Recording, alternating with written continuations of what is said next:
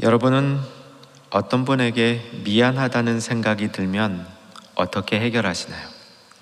보통 미안한 게 아니라 매우 미안하다는 생각이 들면 어떻게 하시나요?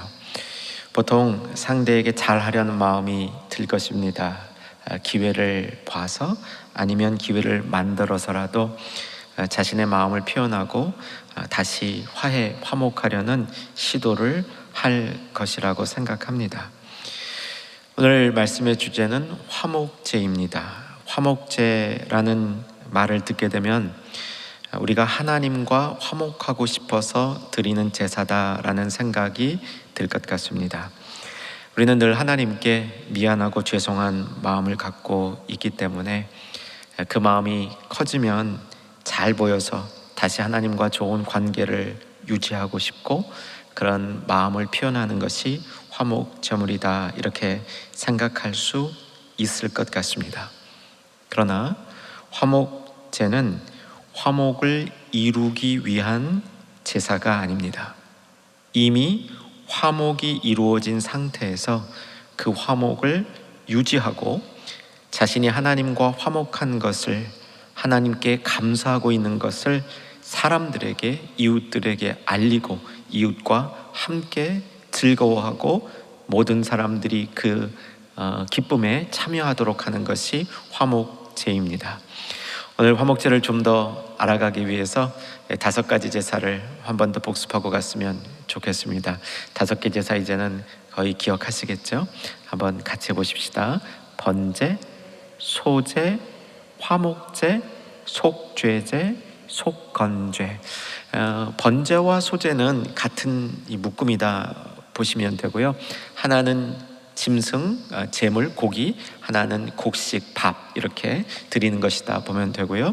속죄제와 속건제도 한 통으로 보시면 됩니다. 그래서 크게 우리가 알아야 될 제사의 정신은 3가지인데 이제 하나씩 우리가 말씀으로 배우고 있습니다. 번제, 속죄제, 화목제. 성경의 순서는 번제, 그 다음에 화목제, 속죄제 이렇게 되어 있는데 사실 레위기의 구조를 1장부터 7장까지 읽다 보면 1장에서 5장까지는 순서가 번제, 소제, 화목제, 속죄제, 속건제 이렇게 되어 있고요. 뒤에 6장과 7장에 가면 순서가 바뀌어서 화목제가 맨 뒤로 이동하게 됩니다. 오늘 이 부분도 같이 한번 생각해 보아야 될 부분입니다. 화목제는 사실 맨 마지막에 드려지는 제사였습니다. 그러니까 하나님 앞에 우리가 잘못된 것이 발견되어져서 하나님과의 관계가 깨어졌을 때 하나님과의 관계를 이으려면 먼저 내 죄를 참회하는 속죄제를 먼저 드려야 됩니다. 속죄제를 드려서 하나님과의 관계가 이어진 다음에 하나님을 높이는 번제를 드릴 수 있게 됩니다.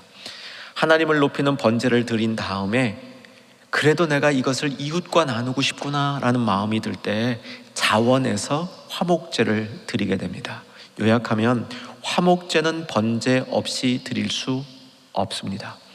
번제가 먼저인 거죠. 하나님이 먼저인 겁니다. 하나님과의 관계 안에서 하나님을 높이고 하나님 앞에 우리를 헌신하고 우리를 봉헌하고 진짜 하나님 앞에 헌신의 기도를 드린 다음에 그때 그 넘치는 감사를 이웃과 나누는 것이 화목제라는 것이죠. 그래서 화목제는 화목을 이루기 위한 제사가 아니라 하나님과 이미 속죄제를 통해서 번제를 통해서 이루어진 화목을 유지하기 위한, 그것을 더 확장시키기 위한, 이웃과 나누기 위한 그런 제사라는 사실이죠.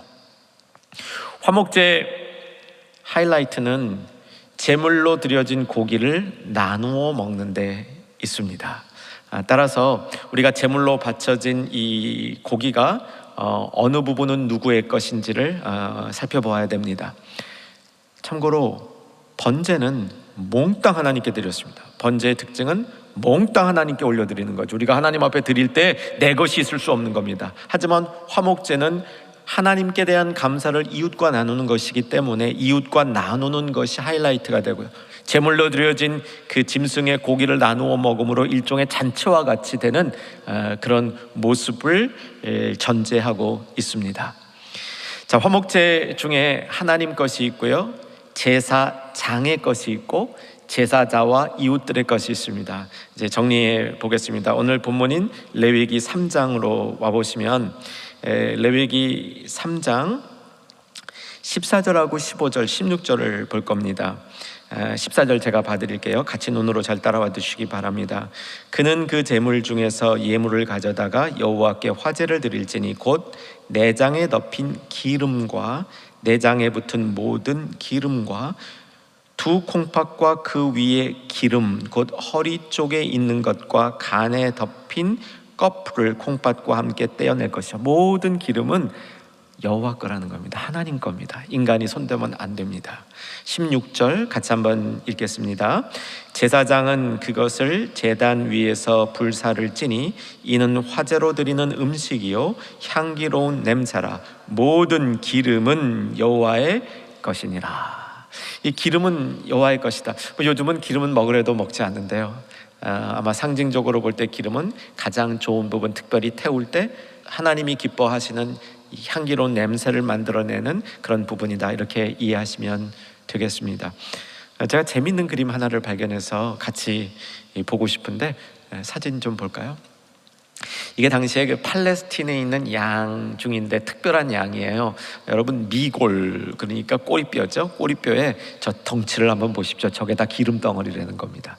약간 풍자된 그림인데 얼마나 이 꼬리가 컸고 무거웠으면 그냥 그 끌고 가질 못하고 그 위에 바퀴를 달린 수레에 담아서 끌고 갔다. 그러니까 팔레스틴 지역의 양 중에는 아주 기름 덩어리가 많은 양들이 있었다. 그래서 이것은 기름은 여호와의 것이다, 요거하고 연결해 두면 우리 머릿속에 조금 더 오래 기억할 수 있을 것 같아 이 그림을 나누어 드립니다. 자, 다음은 제사장의 것이죠. 제사장에게 속한 것은 무엇인가? 이제 레위기 7장으로 옮겨와 보시기 바랍니다. 레위기 7장, 오늘 본문보다 조금 뒤쪽인데 레위기 7장 30절, 31절, 32절을 볼 겁니다. 자막 같이 봐주셔도, 올려주셔도 되고요, 눈으로 같이 따라오셔야 됩니다. 오히려 내용 자체가 복잡해서 읽는 것보다 제 말씀을 듣는 게 낫습니다. 30절은 뒷부분으로 가면 제물의 기름과 가슴을 가져올 것이요, 기름은 여호와의 것입니다. 그런데 제물의 가슴은 제사장 거라는 겁니다. 그 뒷부분 눈여겨보시기 바랍니다.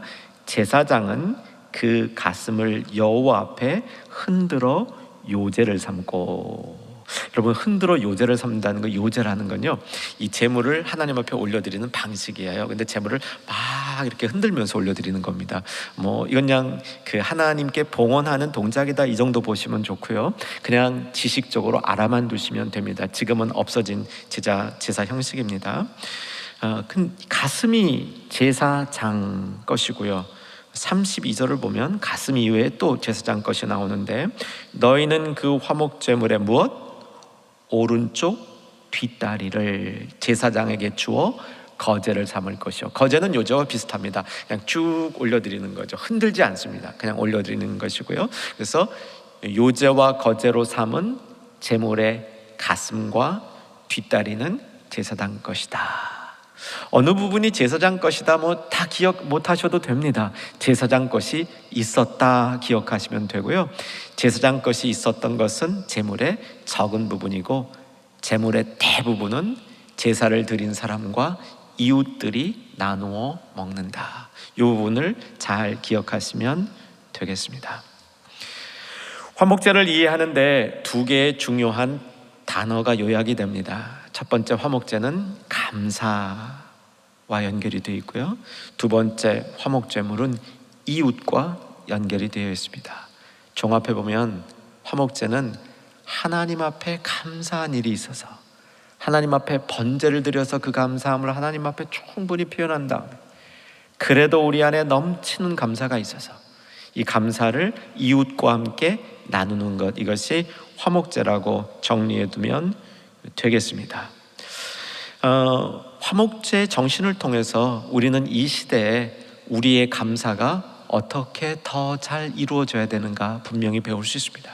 우리가 이웃을 생각하는 마음, 이웃의 가치가 우리에게 어떠한 의미가 있는가 화목제의 정신을 통해서 배울 수 있습니다. 오늘은 이 두 가지를 우리 마음속에 깨닫는 시간 삼아보기를 소망합니다. 첫 번째, 화목제 정신을 통해서 배울 수 있는 감사, 우리의 감사의 지경이 넓어질 수 있다는 것이죠.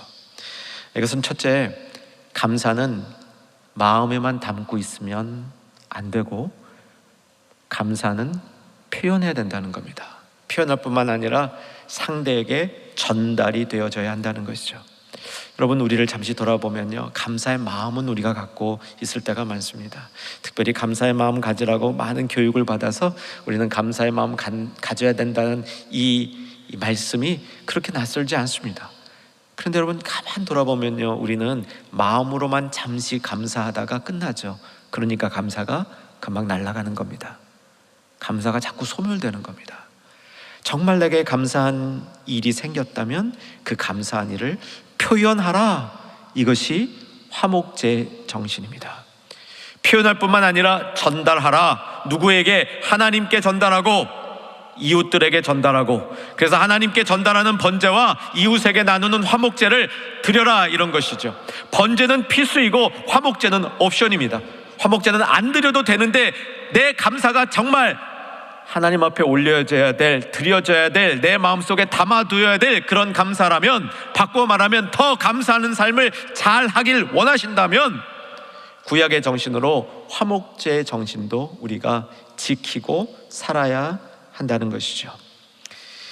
이 본문에 나오는 화목제는 우리에게 그저 감사해야 됩니다, 감사를 표현해야 됩니다, 이걸 넘어서서 어떤 일들은 제대로 감사해야 되는지 그 대상을 알려준다는 이 고마움이 있습니다. 오늘 7장 본문으로 가보면 화목제 안에 세 가지 종류의 구체적으로 감사해야 될, 구체적으로 이웃과 나눌 조건이 되는 일들이 무엇인가 나타나고 있는데 뚜렷이 보이지 않습니다. 제 설명을 잘 들으면서 정리하셔야 됩니다. 15절 집중해 보세요. 감사함으로 드리는 화목제물의 고기는 드리는 그날에 먹을 것이요 조금이라도 이튿날 아침까지 두지 말 것이라. 여기에 감사함으로 드리는 화목제물, 이것을 줄여서 감사제라고 얘기를 합니다. 화목제 안에 속한 하나의 작은 이 포인트로서 제사 대상이죠. 우리가 정말 감사한 일이 있을 때 이 제사를 드리는 겁니다. 성경의 다른 것을 보면 어떤 때 이 감사제를 드리는가 나오는데 그 당시에, 그러니까 이게 지금부터 얼마 전입니까? 3500년 전쯤에 여행, 전쟁터에서 무사히 돌아온 경우 감사제로서 화목제를 드려야 된다, 이렇게 되어 있습니다. 질병에서 회복되었을 때, 특별한 축복을 받을 때, 의무 아니에요. 그러나 이런 일들이 있을 때는 감사제로 화목제를 드리는 게 도리다, 그런 겁니다. 여러분 어떠십니까? 여러분 삶에 특별히 축복받은 일이 하나도 없으셨습니까? 그래서 특별한 감사를 주님 앞에 못 드리고 계십니까? 아니지 않습니까? 돌아보면 참 특별히 감사한 일들이 있지 않습니까? 그런데 그때 정말 그 감사를 하나님과 사람들에게 표현해 보셨습니까? 질병에서 회복된 경험 있지 않으십니까? 물론 죽을 병에서 내가 사형 선고 받았다가 난 경험이 있는 분은 소수일지 모르겠습니다. 그러나 내가 이러다가는 아파 죽을 것 같다 라는 상태에서 회복된 경험 없으십니까? 그때 제대로 감사 드리셨습니까? 무탈한 일들, 전쟁, 여행 등에서 무사히 집에 돌아와서 감사의 점을 드렸습니다. 저는 요즘 같으면 매일 이 감사의 제를 드려야 될 것 같아요. 코로나 이번 주도 안 걸렸네. 감사의 이 마음, 감사의 뜻 주님 앞에 표현해야 될 것 같지 않습니까? 여러분, 우리에게 감사가 왜 자꾸 메마르는지를 생각해보면 감사의 조건이 없어서가 아니라, 감사의 조건이 줄어들어서가 아니라, 우리가 그 감사를 표현하지 아니하며 제대로 하나님과 이웃 앞에 돌리지 않았기 때문에 감사의 내용들이 자꾸 메마르며 감사의 조건들이 보이지 않게 되는 자리로 전락한 것 아닌가 점검해 볼 필요가 있겠습니다. 이 두 번째 하고 세 번째 화목제를 드려야 되는 이 감사의 조건들이 나타나는데 16절입니다. 16절 여러분 읽으면서 찾아봤으면 좋겠습니다. 16절 같이 한번 읽겠습니다. 그러나 그의 예물의 제물이 서원이나 자원하는 것이면 그 제물을 드린 날에 먹을 것이요 그 남은 것은 이튿날에도 먹되. 두 번째 세 번째 조건은 서원제 혹은 자원제라고 부르는 겁니다. 이제 세 가지 한번 정리해 보십시다. 화목제를 드리는 구체적인 내용에는 감사제, 서원제, 자원제가 있다. 정리하시고요. 서원제는 말 그대로입니다. 하나님 앞에 서원한 일이 있는 겁니다. 하나님, 이 일을 나에게 이루어 주시옵소서. 마음의 서원, 소원이라고도 얘기해요. 하나님, 이거 꼭 이루어 주시기를 소원합니다. 소망합니다. 기도했던 거 있잖아요. 그게 이루어지면 드리는 제사예요.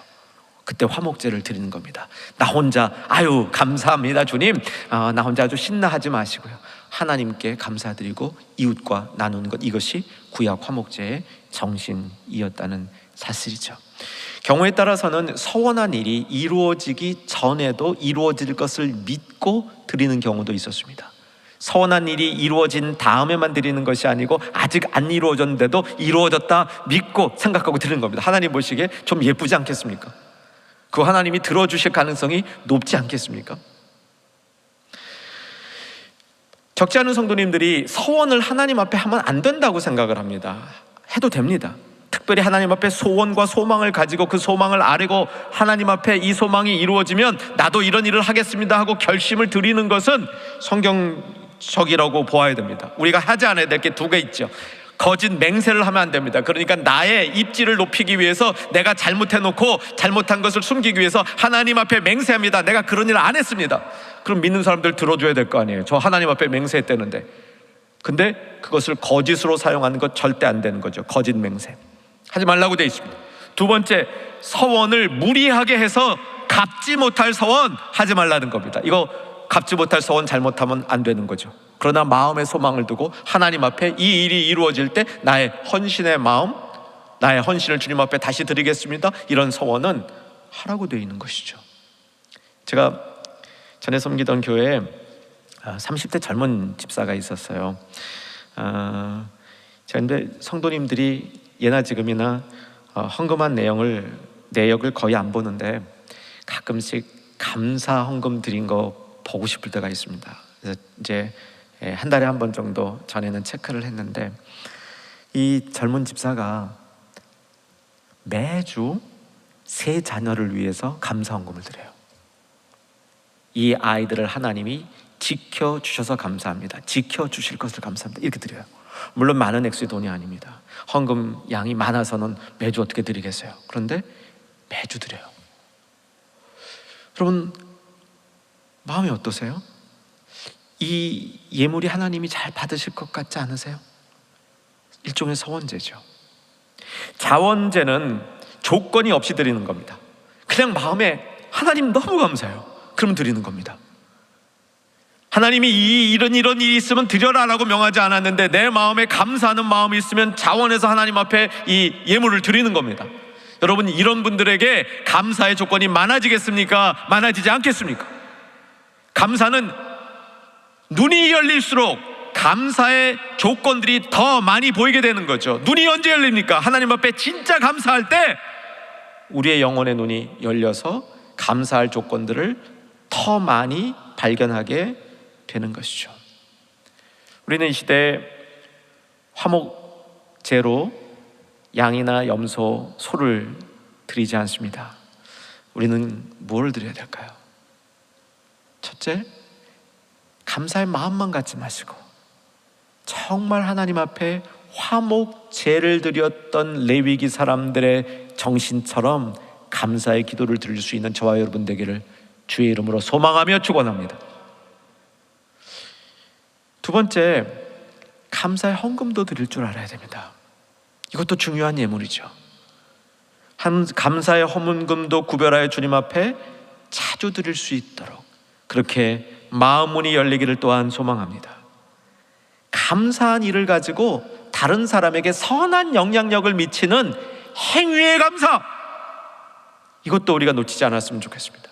제가 충현 가족에게 들은 간증인데요, 이쪽으로 이사하기 전 교회 시절, 충무로 시절에 철야 기도가 매주 있었답니다. 철야 기도를 드리는 중에 얼마나 감사한지 하루는 이 시루떡을 이만큼 만들어 가지고 이 예배에 참석한 분 모두에게 돌렸대요. 다들 맛있게 이제 배고프게 철야 기도하다가 먹었답니다. 사실 이런 일 비일비재하게 있었을 것 같아요. 그분만 하신 게 아닐 거예요. 아주 많은 분들이 하셨으리라 생각합니다. 이렇게 감사는 나누어야 되는 거죠. 이웃과 나눌 때 모르겠습니다, 그 떡값이 얼마였는지. 하지만 드려진 비용보다 훨씬 더 많은 기쁨이 있었으리라 확신하는 거죠. 그것을 통해서 공동체가 하나 되는 작은 선한 일들의 씨뿌림이 생겼을 것이다, 이렇게 확신하는 겁니다. 화목제는 번제 없이 드리지 않습니다.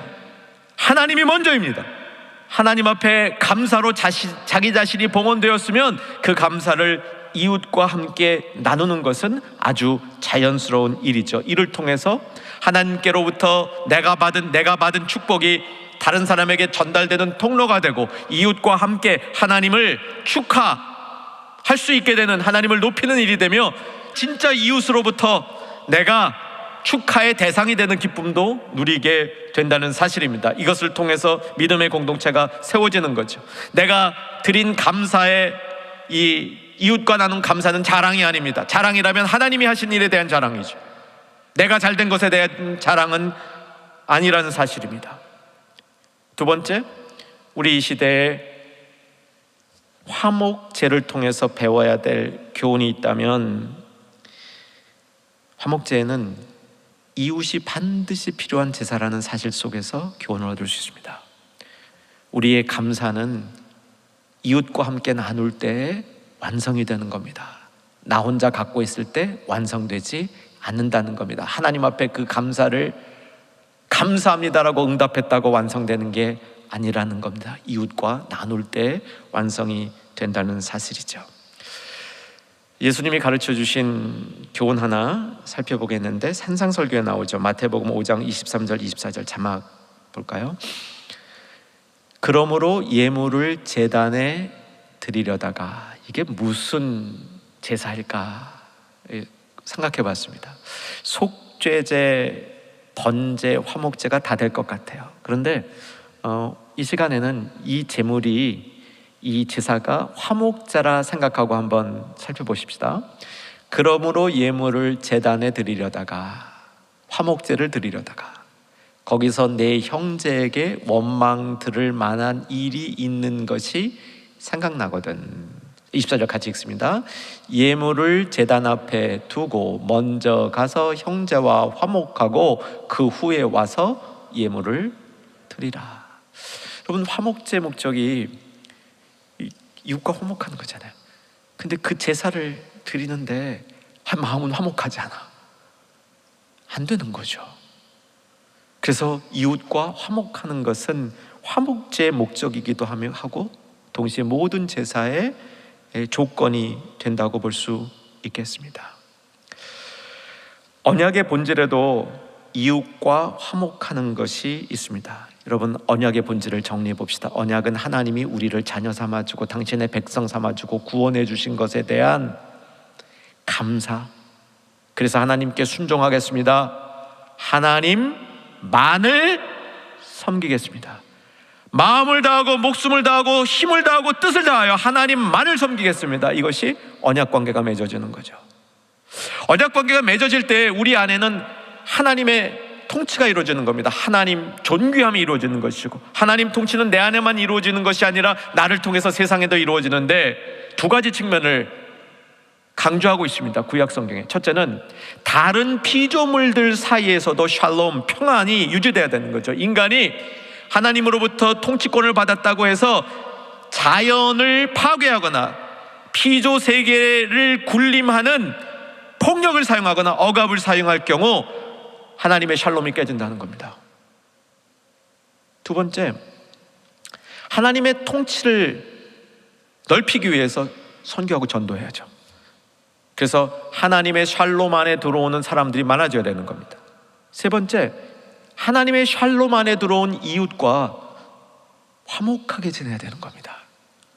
오늘 쭉 나오는 이 이웃은 아마 우리에게 적용해 보면 옆집 사람이라기보다는 우리 교회 안에, 내가 속한 공동체 안에 함께 하고 있는 사람들이라고 보는 게 먼저일 것 같습니다. 요즘 사실 옆집에 누가 사는지도 잘 모르지 않습니까? 옆집 사람과 말도 한번 섞지 않고 사는 경우가 왕왕 있는 것 같습니다. 아마 성경이 말하는 이때의 이웃은 자신의 삶을 같이 나누고 있는 이런 공동체 사람들, 이들을 의미한다, 먼저 볼 수 있겠고요. 이것이 계속 확장되어져서 모든 사회로 나갈 수 있다, 이렇게 정리해두면 될 것 같습니다. 이웃과 나의 감사의 조건을 나누는 것은 자랑이 아니라 하나님을 송축하는 것이고, 이웃으로부터 축하를 받는 것이고, 하나님으로부터 받은 축복을 이웃에게 전하고 그것을 같이 공유하는 겁니다. 이것을 통해서 모두가 하나님을 인정하고 높이는 것, 이것이 이웃과 함께하는 제사의 모습이 되는 거죠. 화목제의 정신이 이 시대에 우리에게 주는 교훈의 핵심은 우리는 이웃이 필요하다는 사실입니다. 우리는 이 감각이 점점 떨어지고 있습니다. 어쩌면 코로나 때문에 더 떨어질 것 같습니다. 그나마도 잘 안 되던 이웃과의 교제가 코로나 때문에 거리두기라는 것을 하면서 더 약화될까 봐 우려됩니다. 화목제의 정신은 이 시대에 우리 앞에 이웃의 소중함뿐만 아니라 이웃이 꼭 필요하다는 사실을 알려주는 거죠. 그것을 어떻게 배울 수 있냐면 제물로 드려진 고기를 나누어 먹는 것을 통해서 확실히 하나님께서 우리에게 알려주고 계십니다. 자, 다시 한번 본문으로 돌아옵니다. 7장 본문입니다. 7장 15절 16절 보겠는데, 아까 화목제 안에 감사제, 서원제, 자원제가 있다 설명했던 부분인데 15절과 16절 잘 눈으로 따라와 주시기 바랍니다. 감사함으로 드리는 화목제물의 고기는 같이 읽습니다. 드리는 그날에 먹을 것이요 조금이라도 이튿날 아침까지 두지 말 것이라. 그날로 다 해결해야 됩니다. 자, 16절, 그러나 그의 예물의 제물이 서원이나 자원하는 것이면 같이 읽습니다. 그 제물을 드린 날에 먹을 것이요 남은 것은 이튿날에도 먹되. 17절, 그 제물의 고기가 셋째 날까지 남았으면 불사를 지니라. 유통기간이 있어요. 특별히 감사제로 드린, 그러니까 내가 하나님으로부터 내 생명이 보존됐다, 전투나 여행 나가서 몹쓸 병을 고쳤다, 특별한 축복을 받았다, 이때 드리는 감사제로서의 화목제물은 12시 전에 해결해. 그날이 지나기 전에 해결해요. 그날이 지나기 전에. 제가 이런 선교 이 정탐 이 투어를 하면서, 여행을 하면서 아랍 마을에서 양을 이렇게 이렇게 저희가 대접받았죠. 그런 경험을 한 적이 있었는데 미리 이렇게 같이 가신 분이 알려주시더라고요. 이게 저녁부터 먹기 시작해서요, 음식이 계속 나옵니다. 12시까지 나옵니다. 그러더라고요. 배를 조금 비워두세요. 그러더라고요. 그게 무슨 말인지 잘 몰랐어요. 정말 거한 상이 나와서 저녁을 먹고 얘기하고 막 이러다 보니까 12시 딱 되기 전에 상다리가 부러지도록 음식이 나와요. 이건 정말 문자 그대로 부러지도록 나와요. 이거 뭔지 몰랐어요. 왜 이렇게 먹는지 몰랐어요. 나중에 알고 보니까 화목제 정신이야. 그날 다 먹어야 돼. 그래서 그날 음식이 몽땅 용서하세요. 배 터져 죽는 줄 알았어요.